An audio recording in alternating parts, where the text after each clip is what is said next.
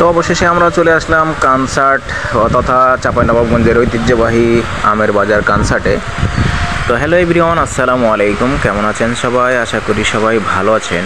তো আজকে দেখতেই পাচ্ছেন আমরা চলে এসেছি কানসার্ট আমের বাজারে। এখানে বহু রকমের বাহারি রকমের আম তথা বিভিন্ন রকমের ব্যানানা আম, হিমসাগর সহ বিভিন্ন আম আছে।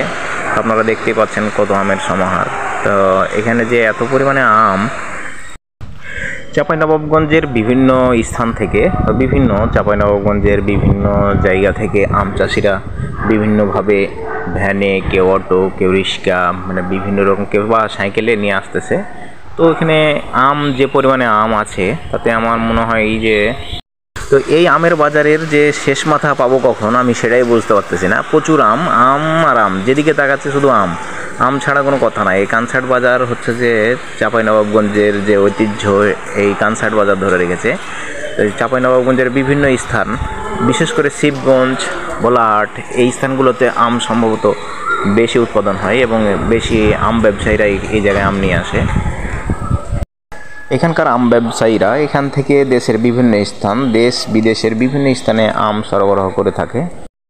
আপনারা যারা এই আমের রাজ্য ঘুরে দেখতে চান তারা অবশ্যই এখনই সময় চাঁপাইনবাবগঞ্জের শিবগঞ্জ উপজেলায় কানসার্ট বাজারে চলে আসবেন, এখানে দেখবেন। তো এতক্ষণ থেকে যারা আমাদের এই ভিডিওটি দেখছেন তাদেরকে অসংখ্য ধন্যবাদ। দেশ এবং দেশের বাইরে থেকে যারা আমাদের এই ভিডিওটি দেখছেন তাদেরকে অসংখ্য ধন্যবাদ। এবং কারা কারা এখানে এসে তো এই বাজারে আসলে বুঝতে পারবেন যে কত রকমের বা কত প্রকারের আম আছে, তা মানে গুণে শেষ করা যাবে না। কেমন লাগছে এবং কে কোথা থেকে দেখছেন কমেন্ট করে জানাবেন। এতক্ষণ আমাদের সময় দিয়ে আমাদের ভিডিওটি দেখার জন্য অসংখ্য ধন্যবাদ।